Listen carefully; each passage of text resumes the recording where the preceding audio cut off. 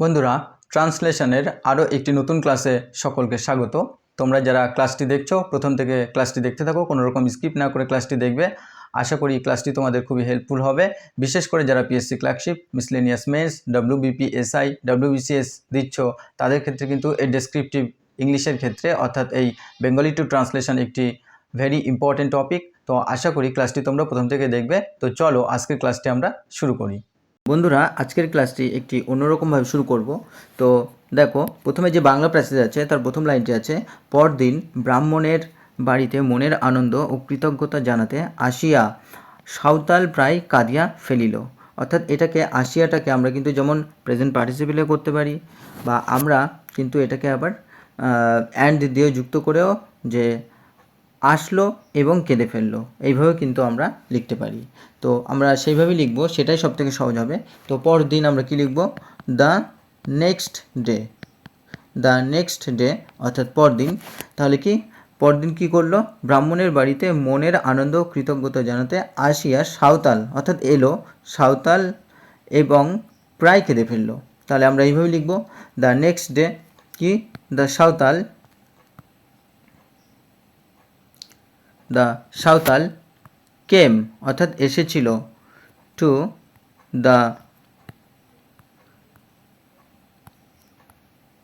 The brahmins house অর্থাৎ ব্রাহ্মণের বাড়িতে কি করতে এসেছিল?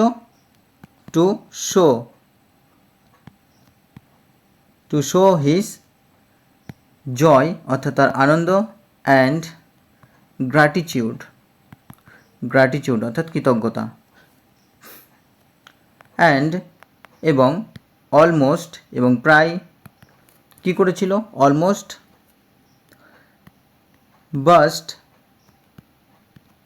ইন্টু টিয়ার্স এবং প্রায় কেঁদে পড়লো বা কান্নায় ভেঙে পড়লো। তাহলে এটাকে আমরা অন্যরকমভাবে লিখতে পারি, দ্য নেক্সট ডে অথবা the following day. The following day অর্থাৎ পরের দিন। তো পরের দিনটাকে আমরা নেক্সট ডেও লিখতে পারি, ফলোয়িং ডেও লিখতে পারি। The Santhal came to the brahmins house to show অথবা টু এক্সপ্রেস বলতে পারি, টু এক্সপ্রেস অথবা টু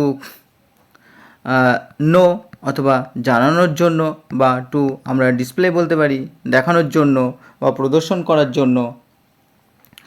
জয় অর্থাৎ হ্যাপিনেসও বলতে পারি আমরা, কি জয় বা হ্যাপিনেস আনন্দ, বা ইলেশন বলতে পারি, ইলেশন অর্থাৎ আনন্দ, বা আমরা ডিলাইট বলতে পারি, ডিলাইট, অ্যান্ড গ্র্যাটিটিউড অর্থাৎ কৃতজ্ঞতা, বা আমরা এটাকে থ্যাঙ্কফুলনেসও কিন্তু বলতে পারি, কৃতজ্ঞতা জানানোর জন্য। অ্যান্ড অলমোস্ট বা আমরা বলতে পারি নিয়ারলি বাস্ট ইন্টু টিয়ার্স, বা আমরা বলতে পারি বিগান ক্রাইম অর্থাৎ কান্না শুরু করলো, বা আমরা বলতে পারি স্টার্টেড উইপিং কান্না শুরু করলো। তো এইভাবেও কিন্তু তোমরা লিখতে পারো। তো চলো আমরা পরের বাক্যটি লক্ষ্য করি। পরের বাক্যটি আছে, সে কহিল, এখানে ডবল ইনভার্টেড কমা হবে, সে কহিল আপনি কি মানুষ না দেবতা। তাহলে সে কহিল অর্থাৎ হি সেইড, সে কহিল, বা আমরা বলতে পারি হি স্পোক। সে কহিল, কি কহিল? যে আপনি কি মানুষ না দেবতা। তাহলে কি এটা কিন্তু আবার প্রেজেন্ট টেন্সে আমরা লিখব। প্রেজেন্ট টেন্সে এই কারণে লিখব, অর্থাৎ বর্তমানে জিজ্ঞাসা করা হচ্ছে, ওর ইন্ট্রোগেটিভ সেন্টেন্স কিন্তু বলা হচ্ছে। ইন্ট্রোগেটিভ সেন্টেন্সের ক্ষেত্রে আমরা কি জানি, যে প্রথমে আমরা প্রেজেন্ট টেন্সে অ্যাম, ইজ, আর এবং দেন কিন্তু আমরা কোশ্চেন মার্ক এইভাবে কিন্তু শুরু করি। তো আমরা ইয়েস নো টাইপের হলে তখনই কিন্তু অ্যাম ইজ আর দিয়ে, ইয়েস নো টাইপ যখন হয় তখন কিন্তু আমরা অ্যাম ইজ আর দিয়ে শুরু করি। তো এরপরে সাবজেক্ট বসবে, দেন অবজেক্ট, দেন আমরা কোশ্চেন মার্ক এবং আদার্স এইসব বসাতে পারি। তো এখানে কি আপনি কি মানুষ না দেবতা। তো are you a man or a god, question mark double inverted comma শেষ। তো are you a man or a god, এমনভাবে কিন্তু আমরা লিখতে পারি। তো চলো আমরা পরের বাক্যটি লক্ষ্য করব। পরের বাক্যটি আছে, এটাও ডবল ইনভার্টেড কমার মধ্যে আছে, এই কারমাটার শহরে একটি লোকও আমার দিকে ফিরে চাননি। তাহলে কি এই কারমাটার শহরে, তাহলে প্রথমে আমরা লিখব এই কারমাটা শহরে, তাহলে in this town of Karmatar, in this town of Karmatar, অর্থাৎ এই কারমাটা শহরে। এবার একটি লোকও, সাবজেক্ট কি, একটি লোকও আমার দিকে ফিরে চাননি, অর্থাৎ একটি লোকও ফিরে চাননি ভার্ভ। তাহলে এখানে সাবজেক্ট হচ্ছে একটি লোকও, তারপরে লিখব ফিরে চাননি অর্থাৎ V2, দেন আমার দিকে, এটা হচ্ছে অবজেক্ট বা আদার্সের মধ্যে পড়ে। তাহলে কি ইন দিস টাউন অফ কারমাটা, তাহলে আমরা এখানে নান বলতে পারি, নান অর্থাৎ কেউ না, নান পেইড অ্যাটেনশন টু মি, অর্থাৎ আমার দিকে কেউ লক্ষ্য করেনি। অথবা আমরা বলতে পারি ইন দিস টাউন অফ কারমাটা কি not a single person turned, অর্থাৎ ফিরেছিল আমার দিকে, টার্নড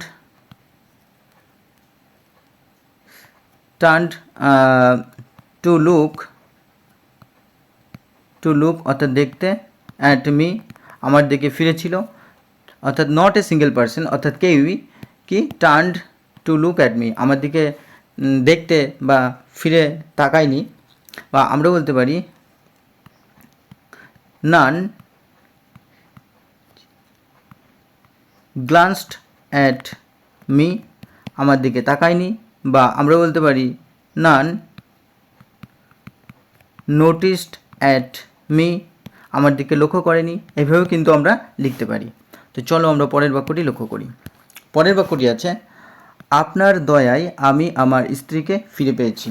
তাহলে আপনার দয়ায়, তাহলে কিভাবে, প্রথমে লিখব আপনার দয়ায়, তো কি বাই দ্য কাইন্ডনেস মানে কি দয়া, তাহলে কি লিখব যে বাই দ্য কাইন্ডনেস, বা আমরা বলতে পারি বাই দ্য জেনারোসিটি, বা আমরা বলতে পারি বাই দ্য বিনিভোলেন্স, অর্থাৎ আপনার উপকারে জেনারোসিটি, দয়া বা কাইন্ডনেস কি খুঁজে পেয়েছি। তাহলে বাই দ্য কাইন্ডনেস অর্থাৎ আপনার দয়ায়, by the kindness I have পেয়েছি। তো এখানে যেহেতু পেয়েছি বোঝাচ্ছে, সেই ক্ষেত্রে কিন্তু আমরা প্রেজেন্ট পারফেক্ট টেন্স ইউজ করব, যেটা অলরেডি আমরা পেয়েছি। তো আই হ্যাভ রিগেইনড অর্থাৎ ফিরে পাওয়া, আই হ্যাভ রিগেইনড মাই ওয়াইফ, আমি আমার যে ওয়াইফ তাকে পুনরায় ফিরে পেয়েছি। বা আমরা বলতে পারি যে বাই দ্য কাইন্ডনেস আপনার দয়ার, এখানে বাই ইয়োর কাইন্ডনেস হবে, আপনার দয়ায়, বাই ইয়োর কাইন্ডনেস বা বাই ইয়োর জেনারোসিটি বা বাই ইয়োর বিনিভোলেন্স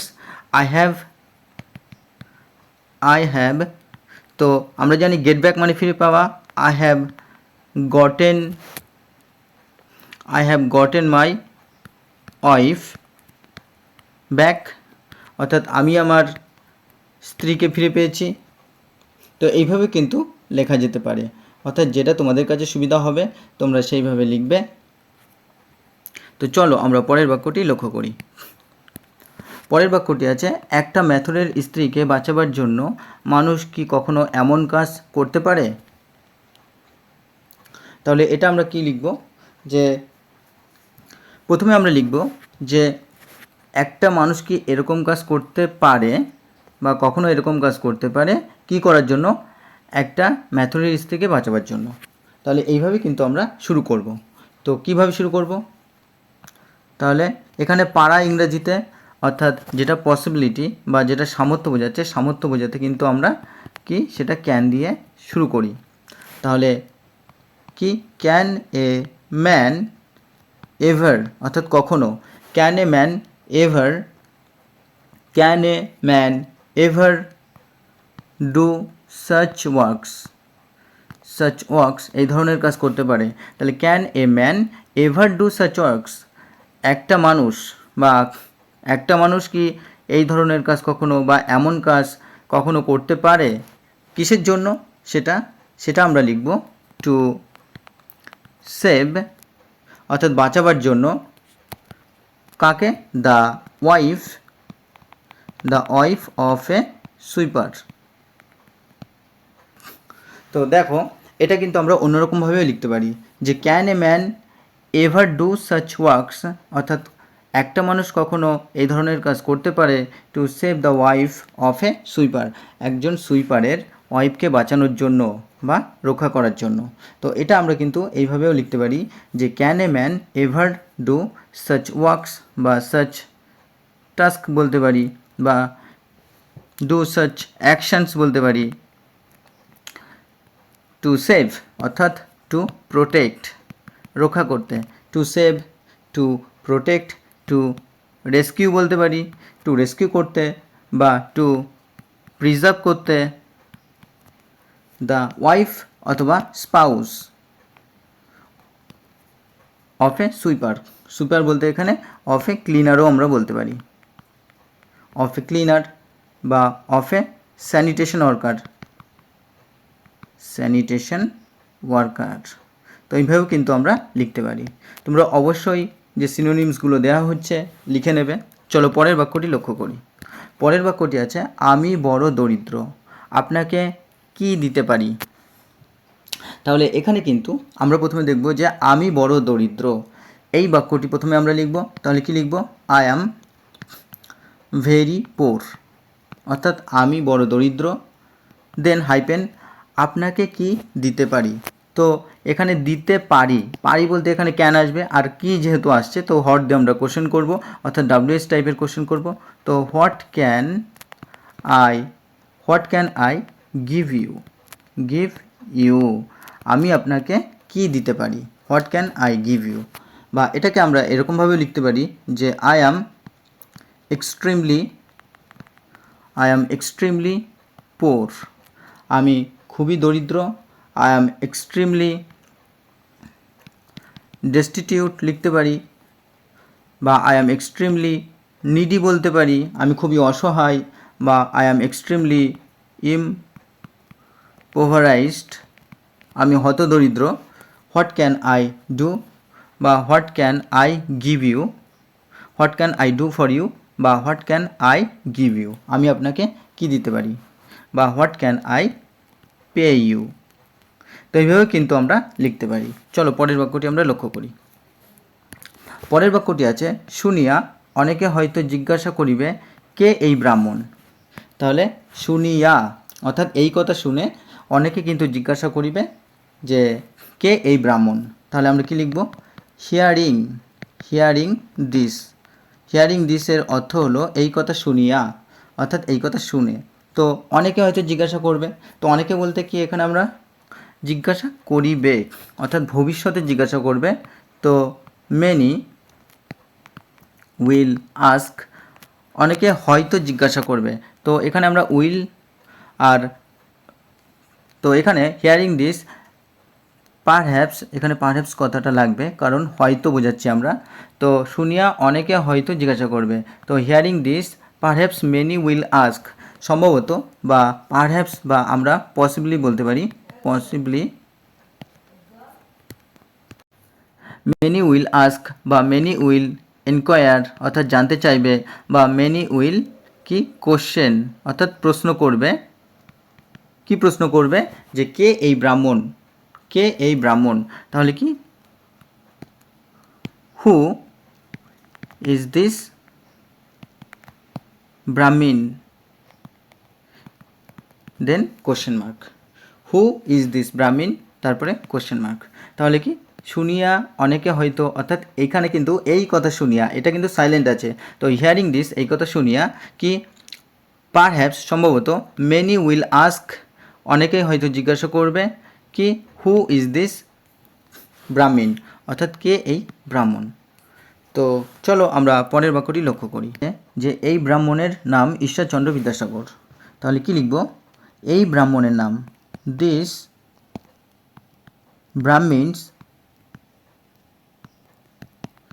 ব্রাহ্মণস নেম, অর্থাৎ এই ব্রাহ্মণের নাম কি হয়, অর্থাৎ হয় কথাটা কিন্তু এখানে সাইলেন্ট আছে। This brahmins name is Ishwarchandra Vidyasagar.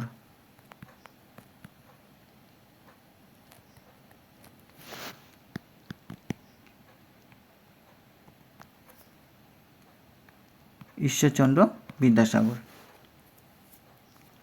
বা আমরা বলতে পারি this this brahmins name is identity is Ishwarchandra Vidyasagar. তো এইভাবে কিন্তু আমরা লাইনটিকে লিখতে পারি। তো বন্ধুরা, এই ছিল আজকের একটি ভেরি ইম্পর্ট্যান্ট ট্রান্সলেশনের ক্লাস। আশা করি ক্লাসটি তোমাদের ভালো লেগেছে। যারা প্রথম থেকে ক্লাসটি দেখছিলে অসংখ্য ধন্যবাদ। তোমরা এইভাবে চ্যানেলের পাশে থাকো, পরবর্তীতে তোমাদের জন্য আরও ক্লাস আনবো। তো চলো, দেখা হচ্ছে পরবর্তী ক্লাসে।